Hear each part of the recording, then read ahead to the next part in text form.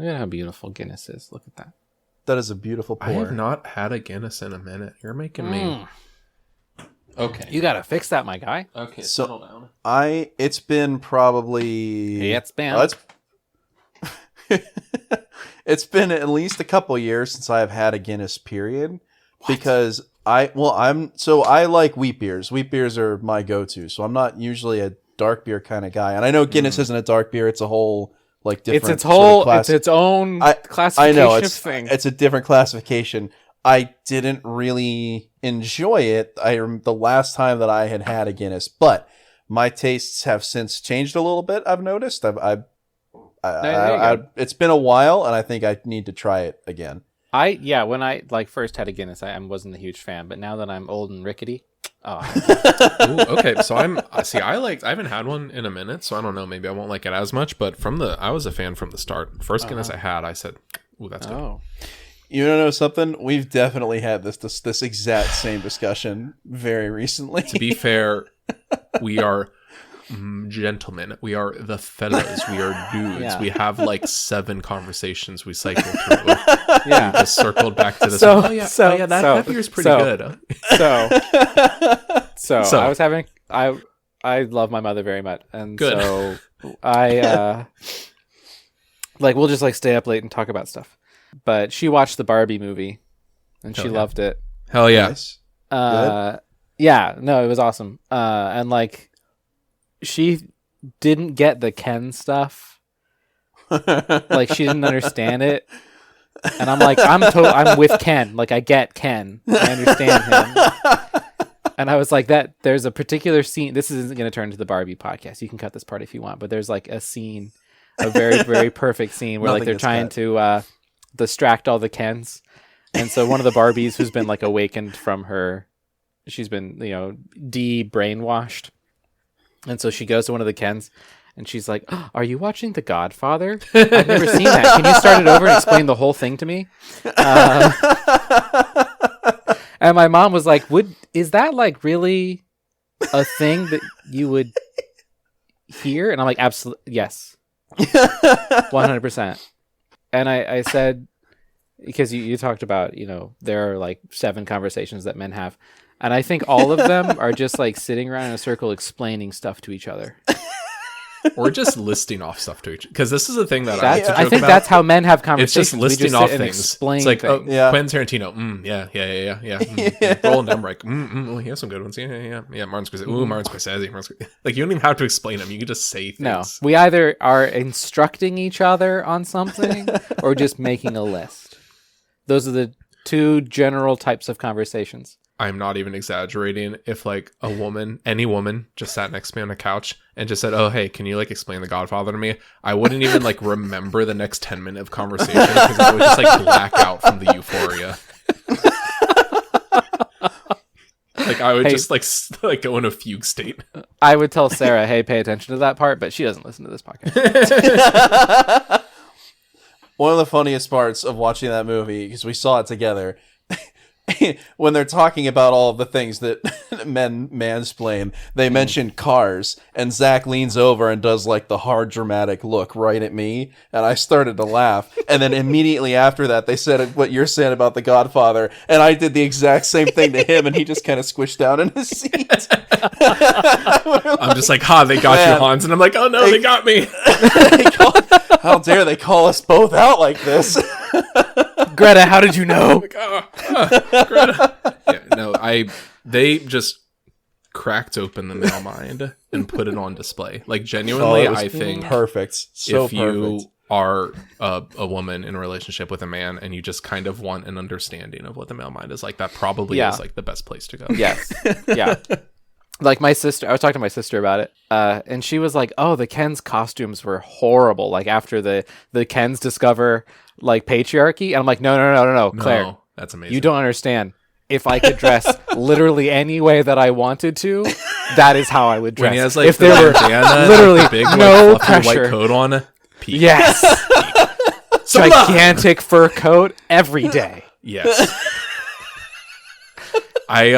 She's like, what? It was if there were zero social pressures. That. If there were zero social pressures, and I could dress literally however I wanted. That's what I would look like every I'll day. have to find this Ascended. I recently just stumbled across a video that was like bloopers / like unused like improv, like, you know, outtakes from the movie. Yeah. And there's even more of that. Like there's so many Really? good, just like dudes rock moments in these like deleted scenes. I'm gonna have to pick that one up like when it comes to Blu-ray. Just you to have the to send deleted that scenes. to me somehow. I'll find it. Don't you worry. Now I know obviously the patriarchy is bad, and the lesson from the Barbie movie is not to like be like Ken and like take over the dream house with the Mojo Doja Casa house. We respect women here. Also, more horses. More, yeah, honestly, what would be better with more horses? Now, a movie without any like fun themes to dig into or talk about or have. Oh yeah, a movie that learned none of these lessons. Oh my god. Oh. Do you want to clap us in? Sure. But you can't check your six. It's kind of like, taking a screwdriver to a gunfight. What's happening? Just like old Tom. Aaron, I desperately need to see you in a giant puffy white fur coat. No. See, Hans, what you don't understand, he went into the Catholic faith as a priest. If he was an evangelical, if he was a televangelist, Oh yeah, you'd see him wearing that into his private jet every single day. I'll be preaching that prosperity gospel. Mm-hmm. Now, open your pocketbooks and feel Sow the that Lord seed. take your money out. Love my of money is God. the root of all evils, so make sure to give it to me. Mm-hmm. I didn't really expect this to take a turn of taking stabs at televangelists, although they do You should deserve always it. expect that. That's fair. What were we talking about? The Keeper. I'm movie talking about called? the keeper. The Keeper. Although I maintain this movie, we've had a few Steven Seagal movies so far that like had the same name as a much better movie. They should have just called this one The Bodyguard. The whole time I'm watching this movie, I'm like, they should have called it seriously. why is it The Keeper? No one ever says the word keeper in this movie. They should call it The Bodyguard. Why isn't this movie called The Bodyguard? Well, there's also The Keeper starring David Cross. There's also The Keeper starring Dennis Hopper. There's The Keepers starring Steven Gemma Seagal Hoskins. alumnus. Oh, you ruined it. I was about to recap the storyline of The Keeper from 2018 and then say, oh wait, that's the wrong movie. Oh, I'm sorry. Or It's okay. or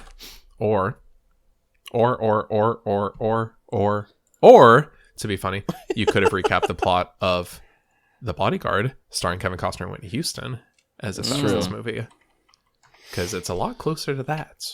Yeah, it is. Oh man. Okay. Are we ready? Yeah.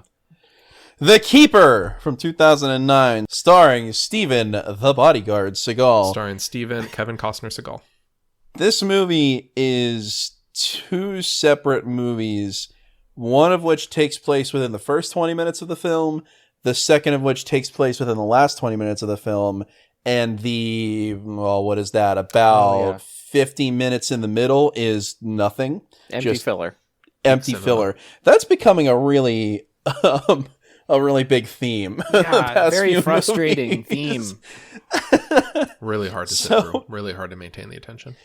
In the beginning, Seagal is a cop, and he is immediately, we open the movie to him being on the scene of a big bust with his partner. They fly into this apartment and shoot all the bad guys, and they look at this giant table filled with money.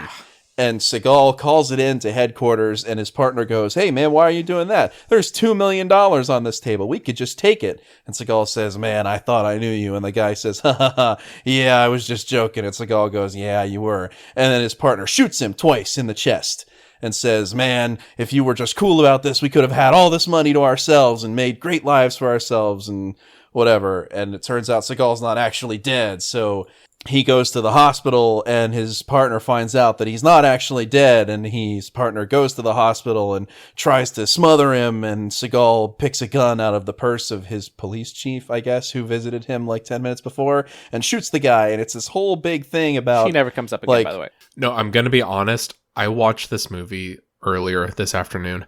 I completely forgot about this part because it factors into the movie not at all. Like, you start talking, and I'm like, oh, yeah. You probably thought that they just did Hard to Kill again. It's like, yeah. You just, like, the first 20 minutes of this movie are just Hard to Kill, but, like, shorter. But that's the thing. It's like, but weirdly longer than it should be for something so inconsequential to the rest of the plot. Oh, it means if this nothing. was the opening 2 minutes, sure. That's why I'm going so far into it, because this is very well fleshed out. You think this is going to be a movie about I completely about corrupt this plot police. that's dropped 20 minutes in. Mm-hmm. Yeah, exactly. You think it's going to be a movie about corrupt police officers, and this guy ruins Seagal's life or whatever, and he has to get back at him. But no, he just shoots him in the hospital, and then he's on a road to recovery. So he's forcibly retired from the police force because he's just then finished his like recovery. Like he goes through this weird doing physical therapy and stuff. Yeah, he's going through physical therapy, and he's like they do this weird recovery montage that very hard to do.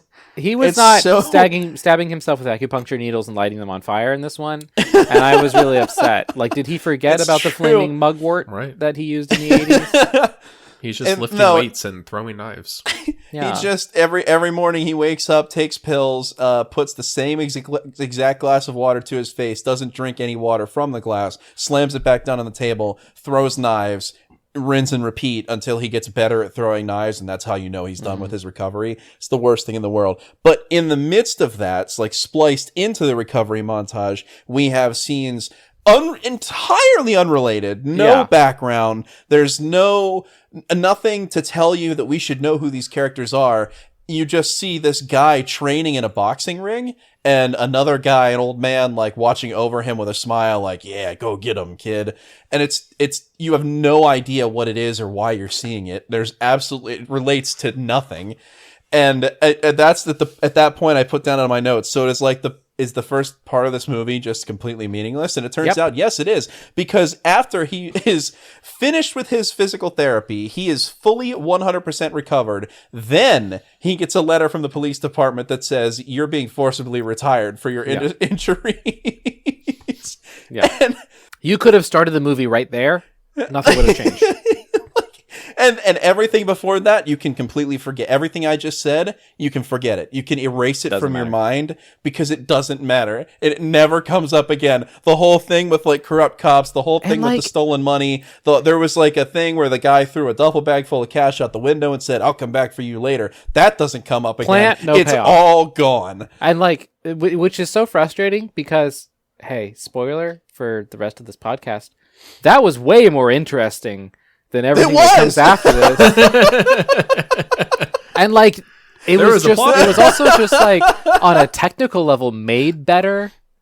Yeah. Like it had pretty good lighting and like they had a director that only got to shoot like 20 minutes of film, and then like he left the project so they'd bring on another guy, and they just completely pivoted because it was like some student director who just like really needed to get a 20-minute short film for his for like his resume, and so he like snuck onto the project, did a 20-minute short film, and then just like left and let everybody else make a different movie. Yeah, like there were like these scenes where like Seagal's like broken down, and he's like, you can tell he's getting old and he's slowing down. He has to like deal with this, and I was like, okay, maybe we're reaching a turning point in the Seagal career where like he has to come to terms with his age, and like he's slowing down now. He can't be the action star he was in the past. He's retired from the police department. He's not just like kicked off or whatever.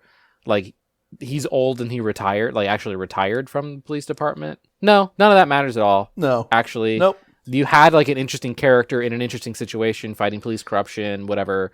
Nope, doesn't matter. I was going to say, we've joked about this before whenever one of these movies like is just a movie and then changes to another movie 30 minutes in. But it's not normally this, like, you can literally splice by the frame exactly when it happens this time.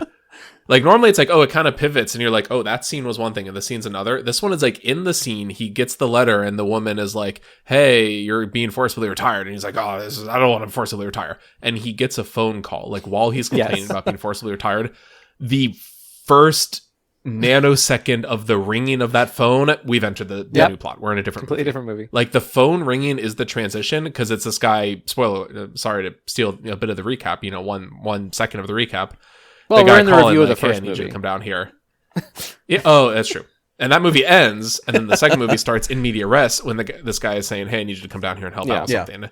And like that's a new movie. Yeah. It is like, it has never been so perfectly clear cut when movie 1 ends and movie 2 begins within this one movie. It's such a it's such amazing. a crisp, clean ending to the first. Like, this isn't like Submerged or Ticker, where they had budget limitations, or they only shot half of the movie, or they kind of had to splice some things together to make it work. No, this was very clearly 2 entirely different movies filmed at the same time for some reason, and it doesn't make any sense. So everything we just talked about, put it out of your head. Doesn't matter. We're starting. The only thing you have to remember is he can throw knives. That is right, literally but that the only thing comes that carries up over. one more time.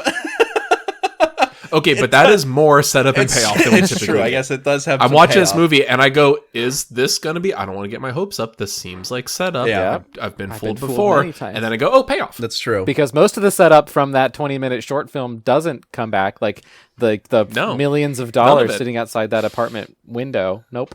Yeah, None of it.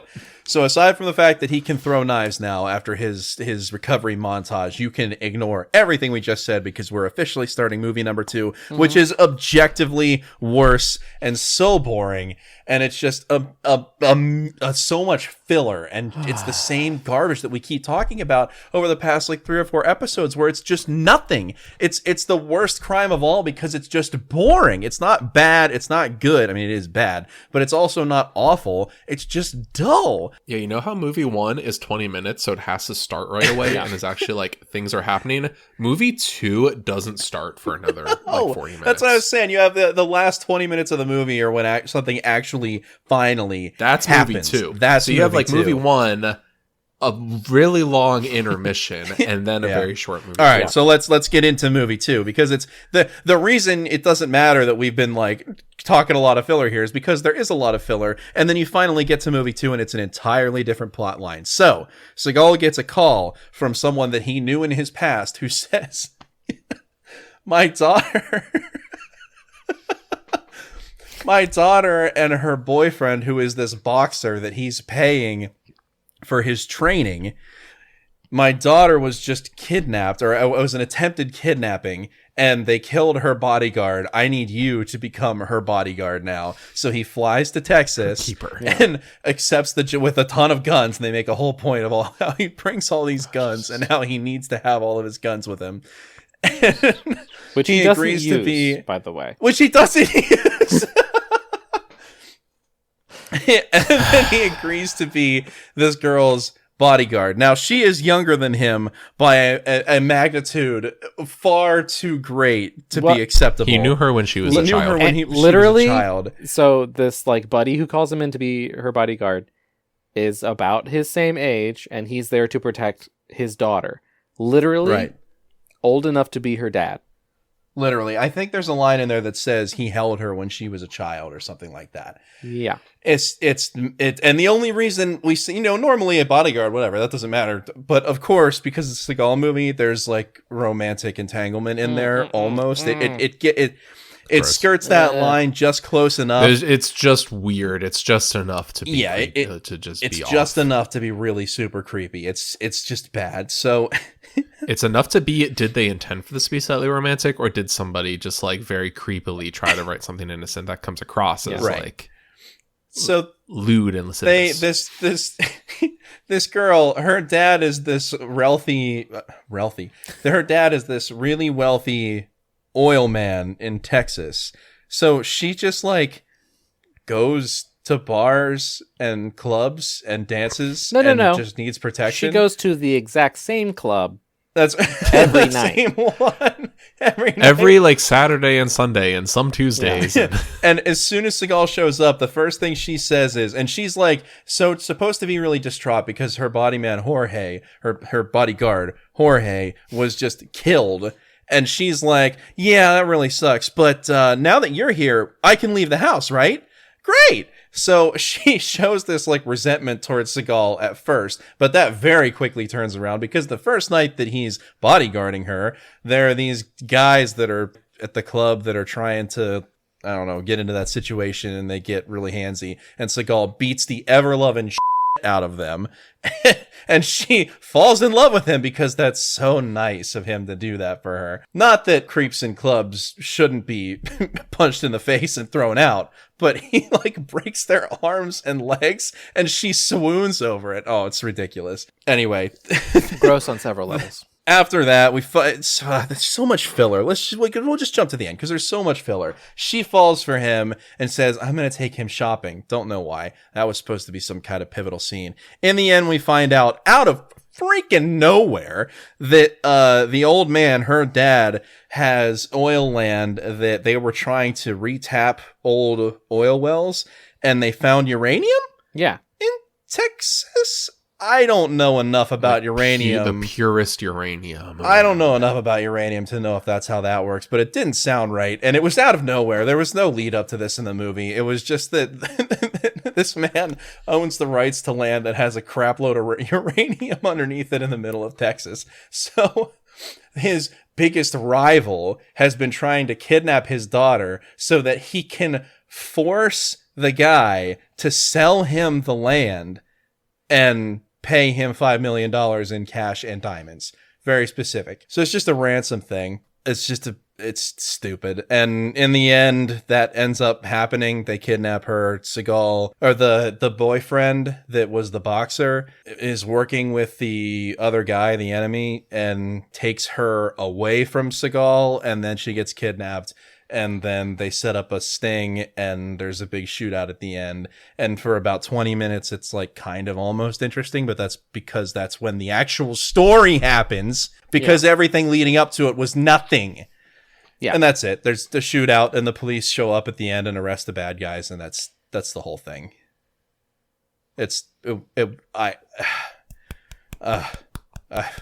So frustrating. It was so stupid. It was just such a monumentally stupid movie that consisted of 2 movies with about 50 minutes of filler in between. I can't even describe my frustration watching it today. Yep. No, okay. So you and I kind of had our little, last week we didn't really agree on the, what was that movie called?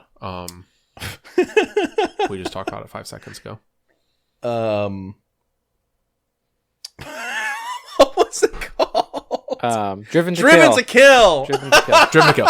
So you and I didn't agree on Driven to Kill. Oh my god. We very much agree on this. Because I watched that first movie and I'm like, okay. And then I realized that's not the movie I'm watching anymore. And I'm just thinking, wow, this is like they're putting up a big glowing neon sign that says girl will get kidnapped. And they make you wait a while for that sign to become true. I remember thinking, like, is she gonna get kidnapped already? Like, they're just kind of hanging out. They're just chilling, shooting the shit. Like, he's like, she's like, I remember this umbrella you got me from Siam. And he's like, yeah, they don't call it Siam anymore. And she's like, well, maybe we could go there together. Like, with you as, my bodyguard, of course. It's that. It's that for 50 minutes, and it sucks. And it's her being like, ooh, I don't like my boxer boyfriend because he's a jerk. He's snorting coke off of strippers' butts. I don't like him. Like, I need a real man, but still kind of being with the guy. It's so... Well, Seagal beats up, like, the guy's friends who are, like, weird and creepy. Which... Until eventually... like, so, but, like... You can tell a movie is bad when I go, finally, she got kidnapped. Like, oh my god. Finally. It's rough. There was a lot more promise in that first 20-minute movie than in the last 20-minute movie.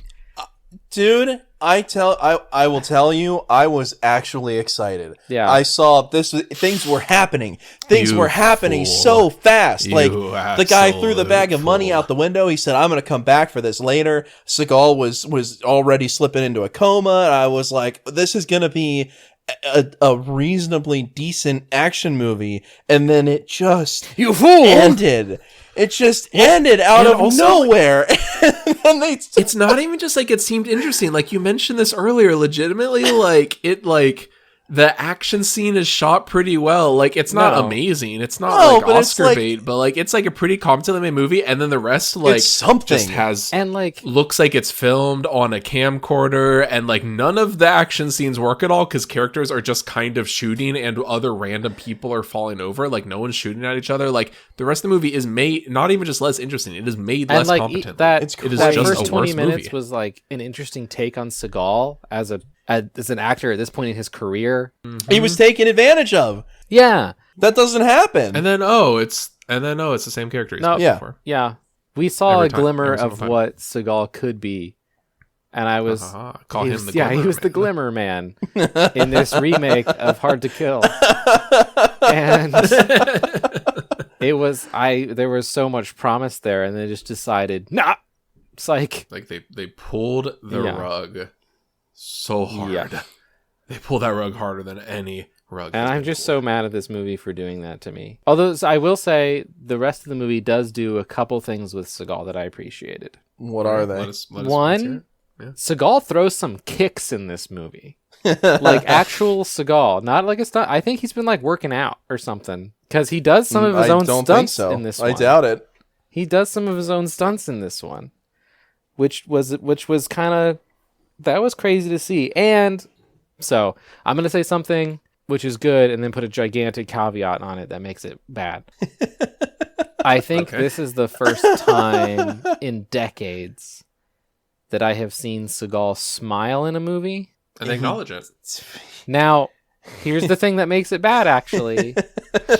The reason he's smiling is because he's spending so much time with a woman who could be his daughter. who says, "Can you take me to Siam? As my bodyguard." Yeah. So, like, I see him. worst. He is capable of it. This is the movie of showing like what Seagal could be, and then just going psych. I'll make it bad, actually. Never mind. There could have been something good here, and the movie goes out of its way to steal that from you. Hey, you want to know a very fun Seagal thing that we see all the time? Sure. That the movie. So this is something that happens in a lot of these movies. Like whenever they need to talk about like how cool and brave and tough he is. And normally I like groan in the movie when they're like, oh, actually, you're like the most decorated CIA agent that ever lived. I kind of groan. But some of these movies on the scale of like groan to a audible, full-throated you aimed at the movie, this is firmly on that upper end of the scale when he is recovering. And the woman says like, oh, but you're so cool. Like, you are literally the inspiration for every single person who has ever joined the SWAT team. Yeah. When it's like panning over his like plastic, like elementary school trophies of how cool he is. And she says, you're the inspiration for every single person who's ever joined a SWAT team. I like in my apartment by myself just said, like, F you movie. Like, I'm not dealing with this. I'm not ready for this. I deserve better than this. And the character who says that, That is what this the character movie who is. says that, she comes on the screen. I'm like, Yes. oh, Yes. this is going to be like his partner, who's like not only his partner, but has to like kind of take care of him because he's getting old, but he has all like this knowledge and skills and stuff. And this is the scene where like she sees all of his He's, like, training the trophies next and she generation. recognizes, oh, this guy like knows his stuff. It's just his body is failing. So I need to do like the active stuff, but he has all the knowledge. No, she's never mentioned again, Nope. never comes up again. He flies to Texas, doesn't even think about her for the rest of the movie. That's the end She's of it. there to just be a kind of female cardboard cutout who says like, wow, you're so cool. And then that's it. Every guy literally So- wants to be you. Oh my god! And then she So is not awful. mentioned at all. No one thinks about her.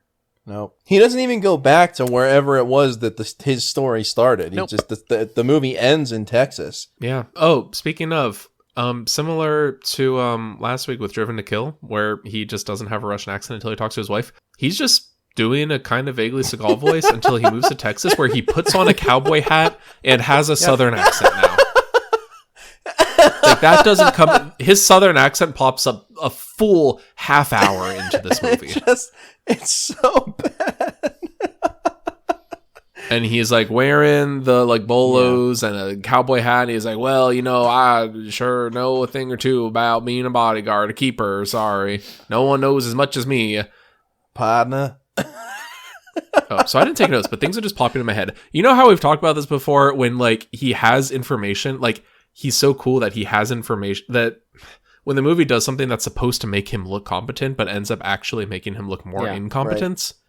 Like in The Foreigner, when he knows that Dunois is going to betray him, he just like straight up saw Dunois saying, I'm going to betray Seagal. And then he gets betrayed and just totally, it happens. In this one, he like sees the bad guy approaching the boxer boyfriend and being like, hey, we want to kidnap her. And the boxer boyfriend's like, no. And then they're like, hey, we're going to kidnap her. You can't. And he's like, okay, fine. I'll like drive her off so you can kidnap her. Seagal sees this happening. And so they're trying to show like, ooh, he's tailing them. Like he knows what's going on. But then she gets kidnapped. And he's still, he's still tailing them. If he just happened to... Yeah, if he happened to sense something was off and she got kidnapped, that'd be one thing. He sees the bad guy saying, we are going to kidnap her, and then lets her get kidnapped. It's not we are going to kidnap her. He sees the boyfriend, the boxer, go talk to the bad guys. The bad guys threaten to cut his fingers off with a pair of shears, and they demonstrate how sharp the shears are by shearing a baby carrot, which you can snap in your hands. Those were not shears. That was a pair of pliers with like a wire stripper on the bottom. like a little centimeter long wire stripper. Okay, even that just in the middle of like this restaurant, they're just like threatening him with by cutting even worse. Yeah, so they're threatening to chop off his fingers by showing how powerful they are by chopping a baby carrot. And he gives in and says, okay, I'll go get her for you to kidnap her. I will bring her to you. Seagal says, okay, that's some interesting information. Tails him. The guy goes back to the ranch, picks up the daughter. Seagal waits outside the front gate in his car. The guy goes in, picks up the daughter, he comes out, and then goes to get her kidnapped. And Seagal just follows. He doesn't intervene. He doesn't prevent it. He doesn't stop it. He doesn't even succeed when they get to where they're going. It's the stupidest thing in the world. Oh, I'm so mad. Thank you. Thank you. Because like the fact that he shows up and he's like, we're going to do things my way. And the old man that called him is like, okay, you have complete latitude. Like, you know what you're doing. You have control over what's going to happen. So as soon as he said that, I'm like, oh, when she gets kidnapped, it's going to mean Seagal's like extra dumb because he showed up talking all this guff and like still lets the girl get kidnapped. And then it's even worse than I thought because he just watches her being prepared to be kidnapped for like 10 minutes before she's kidnapped. No one ever doubts Seagal for anything ever. He messes up many times throughout this movie and no one ever doubts him. Oh my god! He pretty much only no one ever says, you know mad. what? Maybe Seagal, you don't know what you're doing. Like, oh, or like the big cowboy oil baron guys, never like, you messed up. You got my daughter kidnapped. You need to get her back now. Like, nope, never happens. Nope. Yeah, he's just like, oh yes, of course, Mr. Bodyguard Sir, Mr. Keeper Sir. Like, of course, yes, we will give you whatever you need to get my daughter. Like, what? So mad. This movie sucked. It's so awful. It is very funny that a movie like this, that like the ransomers would typically like just demand cash or whatever. I find it funny that like what they're demanding is like the signing of illegal contracts. Yeah. Like, I don't know a lot about law, but I feel like once the guy gets his daughter back, he could go into a courtroom and say, I signed these papers under threat of my daughter being kidnapped. Is there something we can do about this? There was a scene. He had a whole team of lawyers setting up the paperwork to like expedite the process of selling this land. Yeah. And there's that's not how that works. That has a paper trail a million miles long that could be reversed. You know how kidnappers are normally anonymous and they're like, you leave a briefcase by a tree and then you leave, so you never see us. This one, he's going to get his daughter back and then he's going to be like, yeah, it's that guy that did it. It's my neighbor that now owns my land. The police know the guy. Yeah, I know where he lives. It's where I used to live. He just made me sell it to him. Go get him, please. And like at the end, they're so betrayed. They're like, wait a minute, half the pages are missing. These contracts are useless. How is this supposed to work in the first place? That he's gonna like sell you this stuff, get his daughter back, and be like, well, I guess I don't have my uranium mine anymore. I lost all my uranium and land. Huh, that's crazy. Oh. Like, there's a reason most kidnappings, like, they call and they do the spooky voice over the phone and they have you drop it off. Although, in this one, when the guy calls, the bad guy that kidnapped the daughter, for some reason, is getting a shoulder massage from a naked woman. Thanks, movie. That's... it's a Seagal movie. It hadn't hit the, like, naked woman quota yet. I'm so mad. I'm just so mad right now. Yeah, that was Angela Serrano as apparently credited as Asian bare breast / massage girl. Oh my god. If you are working on a movie and the casting sheet calls for that part, think about what you're contributing to. Think about what you're putting out into this, what you're helping to put out into this world. I will say, I think like the one thing that I do like about this movie is his Mexican sidekick. Oh, the like driver? Yeah, he's chill. He has my He's fine. favorite line in the movie, if I can say my favorite line early. Oh, yeah, Yeah. go ahead. Yeah. So he goes to the airport where Seagal flies here in a private jet. That's not really explained. I assume that like the big oil baron guy got him the private jet, although he seems confused. Like Seagal seems confused as to how he got there, but whatever. So Manuelo picks him up in a limousine, and as he's driving him to the oil baron's house, he's like, "Oh, so you're here in Texas for the first time? You know, are you here to visit your wife, ex-wife, kids you don't know about?" And He said, I thought that was wife, pretty... ex-wife, future ex-wife, Yeah. kids you don't know about. Yeah. That was a good line. That was pretty quality. But you know how there's like certain like established rules in filmmaking, like, you know, the 180 rule or whatever, like things that just, you know, best practices. Do you ever watch a movie and you encounter a rule that like, I don't think they've ever had to spell that one out, but like that should be a pretty obvious rule. Mine would be, don't have non-diegetic like soundtrack music playing in a scene where then the character specifically mentions the lack of music playing. It's very weird for it's confusing for the viewer when they're sitting in the car. There is like music playing just on the soundtrack, and Seagal is just like, yeah, and the guy's whistling, and Seagal's like, yeah, who needs a radio when you've got your like, you know, whistling a folk song? And I'm like, why would you have a song playing in the soundtrack and then have Seagal talk about how no music is playing? Like it feels weird. I didn't think they had to spell that one out. I don't even know what you would call that rule. I don't know. But I don't know if I have a favorite line. I didn't take notes on this one. I don't know if I remember any lines enough to have a... I guess my favorite line probably is like, you inspired like every single guy who went into the SWAT force. Either that one or just like the awful, like the first truly terrible, cringeworthy exchange that Skull and the daughter have when he's like, wear this necklace. And she's like, no, it's ugly. And he's like, it's a tracker, so I'll always know where you are. And he's putting the necklace on and she's like, that tickles. And Skull's like, ugh. And she's like, what, you don't like women? And he's like, oh, God. I like, what does he say? It's something like, I like some I don't women. know. Probably something real creepy. Like, it's not really an answer to what she said. Something along those lines. That's It's awful. just it's That's my so least favorite frustrating. line. The whole thing is like, I'm sitting there watching this movie, and it's like being stabbed with pins as you're watching. It's like somebody just like pricking you every so often with a pin. Like, oh, God, stop doing this to me. I hate it. Oh, And like, as soon as you're just like, okay, well, maybe this can just be like boring but fine, like boring but passable, you get stabbed by another one of those pins. You're like, ugh, what the get that out. Ugh, gross. Another good thing, and this is like bare minimum good thing, when they go it. So like Manuelo, the driver, the Mexican sidekick, his cousin, she knows some guys who can be like extra Mexican sidekicks for the final shootout. Yeah. Yeah. He just like recruits for who two have brothers. no lines. Who have no lines. It's so funny because one of my They'd other have to favorite pay him lines more. is Seagal goes up to them and tries to like say hi to them in horrible Spanish, and Manuela's like, "Oh yeah, they don't talk much," and then you don't hear anything from them. But when they go to visit his cousin to like get her to give them the contact information for her brothers or whatever, the church they go into, that is actually a Catholic church. No bones about it. That they've taken other churches and made them pose as Catholic churches. That was a genuine Catholic church. Genuine. You know, I wouldn't usually point that out if it weren't for the fact that they've messed it up in the past. I do have to say, actually, that after hearing the Spanish dub of a Steven Seagal movie, I can tell you that Steven Seagal himself trying to speak Spanish. Not nearly as good. I don't know. I just really wish we got that first movie, but longer. Yeah, absolutely. Yeah.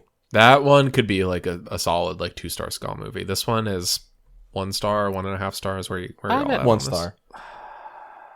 Absolutely 1 star. It's 2 movies, 2 20-minute movies with 50 minutes of filler in between. That's true. It's so frustrating to watch. It is, at the very least, no, actually, I can't even say at the very least it's a complete movie, because it isn't. It's not quite as bad as Ticker. It's not spliced to hell and back with nonsense, but it's just as bad as Submerged for me. Like this one, if it doesn't take the number 2 spot, it sits very comfortably at number 3. This was Really? awful. Wow. Oh, I'm absolutely. not This is that far down for me. I'm not that negative on it, just because I think that first 20 minutes was like some genuine filmmaking. It was, but the fact that they robbed us of that it makes it worse. And for me, at Seagal least, does a couple of his own stunts in this one. They're not big stunts, but he does jog around a little bit, and he throws a couple punches. Wow. And he kicks a guy, which is much more physical activity than we've seen from him recently. Did he run in this one? I know he ran in the last one. He kind of like he speed walks in this one. So we count that? I'm not going to count it as a genuine Or run. something. Counts for the bare minimum. Genuine run. I'm actually upset. I like found the entire script for this movie because I needed to find that quote that with the transponder. That was awful. I got a little something for you. Listen, I have plenty of necklaces. Listen, you ain't got one like this. You know why? It's a transponder. It's kind of ugly. Turn around. You know what that means? That means wherever you go, I can find you. That tickles. What's the matter? What's the matter? Sorry. Flip the. What's the matter? Don't you like women? I love women. That's it. That's the end of it. That's it. That's the whole thing. Oh God, that sucks. Awful. Gross. Terrible. Creepy. Hans, do you have a quote? This is very much going to be a Hansism. But the only quote that stood out to me is not really a quote so much as it is a scene of the boxer boyfriend. He bought a brand new car, and it's like this really fancy car, and he says to the girlfriend, like, you're not allowed to drive this, only I can drive it, but you can touch it, or something along those lines. It's super weird and gross and stupid. But the car he bought is a Lexus SC430, which was dubbed by Top Gear in 2013 to be the worst car in the history of the world. Nice. You know what? I'll take that because that's a fun fact. And that's better than any single quote from this movie. There you go. I like that one. That's a good Hansism. Thank you, Hans. What would you watch instead of this movie? The Bodyguard. No, you can't take that one. Oh, why did I let you go? Why did I help you go first? I've never seen it. I'd like to see it. I think it would actually be a much better way to spend my time than having watched this movie before this call. Watch There Will Be Blood. Okay. Which is also about oil land and oil man. Got some good ones. Actually, so when he was talking about how his oil field, they were trying to retap the oil field, and they found uranium. Drainage.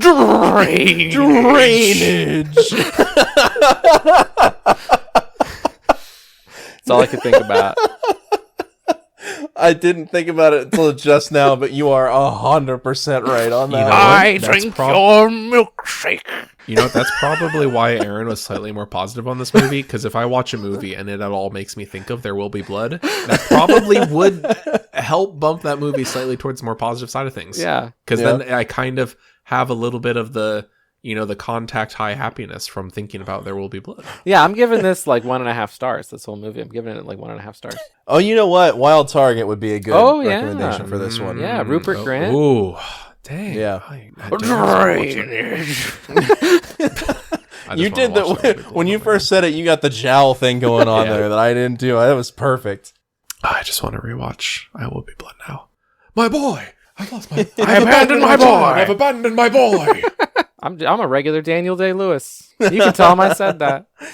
Gone Girl. Captain Phillips. Okay. I don't know. I'm just trying to think of other kidnap movies. 10 Cloverfield Lane, actually. 10 Cloverfield Lane is a pretty fun one. Yeah, I don't know. That's I mean, mine is Bodyguard. Sorry, Bodyguard. Kevin Costner, Whitney Houston. I don't care that Hans already took it. I'm taking Bodyguard too. Actually, do we have a rule that we can't say the same movie? If we do, I'm taking that back. I want to say Bodyguard. Let me have Bodyguard. Let me have the Bodyguard. Fine, I guess. As long as we can share it. We can both share the Bodyguard. No, I'm good with you having that one. Okay. I gave a better one. Oh, thank you. Oh, I will treasure this dearly. You can have that one. I have a better one. You could also, of course, do the classic, anything would be better than this. Anything would be better than this. With the exception, I think I'm going to finalize this one at number 3 in my rankings of the worst Seagal movies. Anything would be better than this, with the exception of Submerged and Ticker. Anything else in the entire world would be better than this. Seal thumbs of up. approval. Getting a thumbs up from Han's Zach. seal of disapproval. I don't know. Oh, like I would love to have stickers on seal of disapproval. You're gonna need to buy like the Keeper and Ticker and Submerged on like DVD or Blu-ray or something, just so you can put them in your apartment and slap that sticker right on there. So someone can be like, "Oh, you got a pretty solid movie collection. Wait, what's this one?" And then they pull it out and they see that it's like the Nintendo It's Gold the big seal, but it's the thumbs Han seal of sticker. disapproval, and it just has like a picture of you making like a frowny face and a thumbs down on it. So you have to own this movie just so you can physically slap a sticker of disapproval onto it. I would love that. Yeah, you can buy that in our merch store that you can find on the Patreon. They hit up the Patreon, the Hans sticker seal of disapproval. What else would be in our fictional merch store? All of our Patreon subscribers, all of our Patreon patrons, they're not subscribers, they're patrons. They get early access to new merch. Yes, the One Piece. Yeah, you get 37-minute early access to all new merch as put up on the store. Other piece of merch, what you else can would there buy be? one of my VHS copies of Under Siege signed by me. You can get a plush of Zach's head. It's a pretty big plush, so you know. Wait. Actually, I'm You said picturing a like VHS a of Under Siege. I thought it was Under Siege 2 that you have a VHS. no. I only have of. one copy of that on VHS. You have, I'm picturing like you have a little multiple copies of Under Siege. I'm picturing like a little Build-A-Bear version of each of us. Wait, hold on. So and you like squeeze the hand, and like the Aaron one is just like that was actually a pretty realistic priest, you know. The Hans one, you like squeeze a little hand, and you just like what excuse me. And you have the Zach one. You just squeeze the hand, and it just says, I don't know, some dumb shit that doesn't matter. That's Man, that's pretty spot on. It's worth mentioning. It's worth mentioning. I'm sorry, I don't mean to interrupt. It just rotates through them. I'm sorry. I don't mean to interrupt that because that's pure gold, everything you just said. But I need to revisit that you have multiple VHS copies of Under Siege. Is that what you're telling me? Yeah, I went to a used video like record store, and I like saw one. They had Under Siege and Under Siege 2, and I'm like, oh, okay, cool. Yeah, I'll pick those up, sure. And then I got home, and like I would like let me set these VHS tapes next to my other VHS tapes, and I realized there was already a copy of Under Siege sitting there in my home. So it has a friend. It has a twin now. I currently I don't have any Seagal DVDs or Blu-rays. I currently have Under Siege, Under Siege, Under Siege 2, and The Patriot on VHS. Because I was at a store and they had Under Siege, I wasn't surprised. I'm like, okay, sure, yeah, whatever. They had The Patriot. I'm like, okay, VHS. I gotta grab that because what are the chances of that, huh? Yeah. How many copies of that were actually ever made? Right? There can't be many left. They're not, those No. bad boys are not getting popped into my VHS player anytime soon, but I have them. That's what matters. Yeah. Wow. I mean, they might have been sitting next to a magnet for the last 20 years. God, I hope. You know what would be more? You know what would be more useful to me than a VHS tape of any Steven Seagal movie? A blank VHS tape, because I can record whatever I want onto a blank VHS tape. Have you checked to see if they were rewound before they were put away for the last time? I don't know if they were ever unwound. I don't think they were ever played. Those babies are probably mints. Although I did earlier this week, I have a copy of Monster. Like a lot of the VHS tapes that like I bought more recently as an adult. So like, you know, just like started off, I'm like, oh, maybe it's around, maybe it's not, you know, whatever. Like I've just bought it in the last couple of years, but I have like still the copy of Monsters Inc. that we had when we were kids on like VHS, and I popped it in, and it started playing like at the credits. And so that made me think about like It's how like a time capsule of the last time you watched it. right, that like I'm just like, oh, I watched this at some point. I got to the end credits here, like we stopped it, and like we know we didn't rewind or whatever. But it like if we had rewound it, if I just watched it, like that's still true. I still watched it the same number of times, but because it started at the credits, it made me consciously think about like I played this movie in a VHS player for a last time, and I did not know at that time it was the last time. Like there was like, I know I watched this multiple times, and I'm like, there was a time like I just popped it out and I didn't know it then, but that would be the last time I'd ever watch like Monsters Inc. on VHS, and I almost cried. It was a truly like weird moment in like, you know, physical media collection. Yeah. But that is like the exact polar opposite of the Steven Seagal movies that I own on VHS. I feel negative emotions in relation to the existence of those things. Like whatever, like whatever the concentrated emotion is of like realizing that your childhood slipped by you and like is gone forever and you didn't know it at the time. Steven Seagal is like over here. They're so far from each other. It's like resentment towards it. You're thinking about your childhood. Like if you then you look at those VHS tapes and you're like, I hate you. Like I don't know why, but I hate you. If there's like a color wheel where you could chart out like kind of these vague, hard to describe, pin down emotions, those would be complementary to one another. They would be like on opposite ends. But there would be a complementary color scheme that still doesn't work as a color scheme. They'd look ugly next to each other. That's a thing. No, that exists. But it's called the emotion wheel. So they're on the emotion wheel, but it's not just they're opposite from each other. They actively like do not work with each other. They hate each other. Wow. Only one can survive. So tune in next week to find out if Steven Seagal wins and my childhood dies, or if my childhood joy wins out. Because that's what he's Steven the Keeper, the bodyguard Seagal. He is killing us all from the inside. Me maybe more than others. I don't know. It's a really dark note to end on there. Whoa. What are we watching next week? I don't know. Oh, I feel weird now. This podcast made me feel feelings. A Dangerous Man. His fourth movie from 2009. Oh my gosh. Oh my god. Oh, it can only get It was better. a busy year, huh? This is surely the peak. For him and Keith David. No. Oh, Keith. A Dangerous Man. That's barely even a title, but cool. All right. You know what? I bet you it'll barely even be a movie. Whose episode is this? I think it's mine. Hans, close this out. Yeah, close us out of here, please. What was this movie called? Oh my God. Please get me It's out of The here. Bodyguard. The Bodyguard. Oh, this is The Keeper. AKA The Bodyguard. Hans, Right. Hans, be my keeper. Get me out of here. Be my The bodyguard. Keeper, more like The Sleeper, because it's so dull.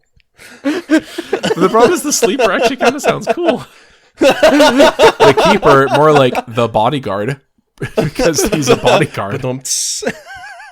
The keeper, more like the creeper. Oh my god. Oh, Yup. There it is. There it Aaron is. gets it this time. There it is. Ding, ding, ding. That means one of us has to die.